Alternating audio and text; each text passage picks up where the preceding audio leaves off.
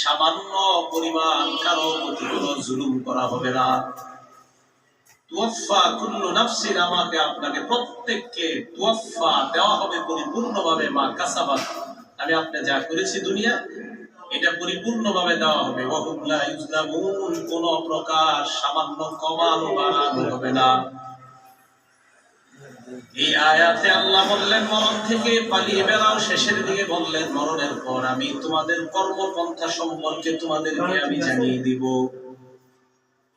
মরণ আমাদেরকে আল্লাহ দিবেন, তাহলে দুনিয়ার মধ্যে কেন আল্লাহ পাঠাইলেন? আল্লাহ বলেন ওয়া মা খালাকতুল জিন্না ওয়াল ইনসা ইল্লা লিয়াবুদুন।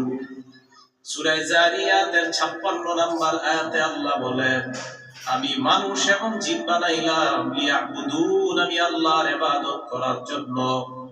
আল্লাহ বলেন তোমাদের আমল ইবাদতের ব্যাপারে তোমাদেরকে জানায় দেওয়া হবে কিয়ামতের ময়দানে। এই জন্য মনে রাখবেন সূরা বাকারার 83 নম্বর আয়াতে আল্লাহ বলেন ওয়া ইদ আখাযনা মিসাকা বানি ইসরাঈলা লা তা'বুদুনা ইল্লাল্লাহ, আমি বনি ইসরাইলের থেকে অঙ্গীকার নিলাম তোমরা আল্লাহ ছাড়া আর কারো ইবাদত করবা না।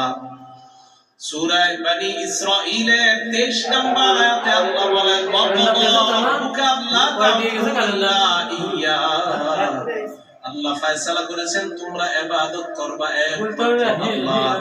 আমি আবার বলছি সূরা জুমআ 8 নম্বর আয়াতের শেষে বলে আমি আল্লাহ মরণের পর তোমাদেরকে তোমাদের ইবাদত ভালো করেছো না খারাপ করেছো আমি আল্লাহ তোমাদেরকে জানায়া দিব।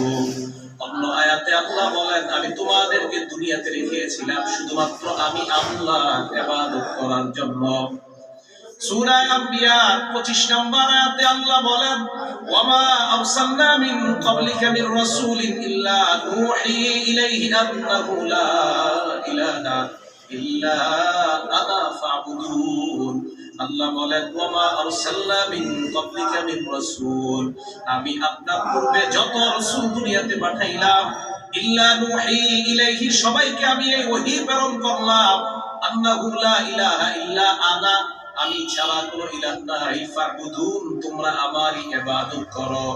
সূরা নাহল আয়াত নাম্বার 36 আল্লাহ বলেন ওয়ালাকাদ বা'আসনা ফি কুল্লি উম্মাতির রাসূলা আন ই'বুদুল্লাহ ওয়াজতানিবুত তাগুত, আমি আল্লাহ প্রত্যেকটা জাতির কাছে একজন রাসূল পাঠাইলাম, এই হুকুম দিয়ে পাঠাইলাম আন ই'বুদুল্লাহ, তোমরা ইবাদত করো একমাত্র আল্লাহর। ওয়া ইলা সামুদ আখাহুম সালিহা, আমি সামুদ জাতির নিকট সালেহ নবীকে পাঠাইলাম। ফাকালা ইয়া কওমি ইবুদুল্লাহ, তিনি বললেন আমার সম্প্রদায় তোমরা ইবাদত করো আল্লাহর। ওয়া ইলা আদিন আখাহুম হুদা, আদ জাতির নিকট হুদ নবীকে পাঠাইলাম। ফাকালা ইয়া কওমি ইবুদুল্লাহ, হুদ নবীও দাওয়াত দিলেন আমার সম্প্রদায় ইবাদত করো আল্লাহর। ওয়া ইলা মাদিয়ান আখাহুম শুআইবা, মাদিয়ান জাতির নিকট আমি শুআইব নবীকে পাঠাইলাম। ফাকালা ইয়া কওমি ইবুদুল্লাহ, তিনিও তাদেরকে বললেন আমার সম্প্রদায় তোমরা ইবাদত করো আল্লাহর। সূরা জুমআ এ আল্লাহ বলেন ফায়ুনাব্বিউকুম বিমা, আর আমি আল্লাহ জানাবো তুমি দুনিয়াতে কি করছো। পিঁপড়া ঢোকার কোনো জায়গা নাই, আল্লাহ বলেন ওই জায়গা অবলম্বন তোমাকে পাকড়াও করবে, কোনো সন্দেহ নাই। আপনি যদি বলেন পালাইতে নিষেধ করলেন, আমি বাংলাদেশের মানুষ, আমি যদি মক্কায় চলে যাই অন্য কোথাও চলে যাই মরণ আমাকে পাকড়াও, পলায়ন তোমার কোনো কাজে আসবে না। সূরা আলিফ লাম মিম সাজদা আয়াত নাম্বার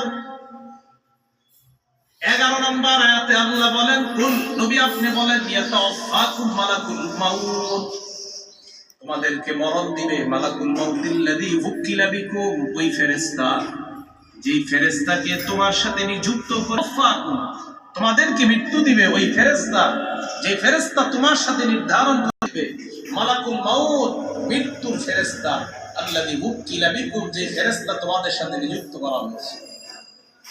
মৃত্যুর ফেরেশতার নাম কি?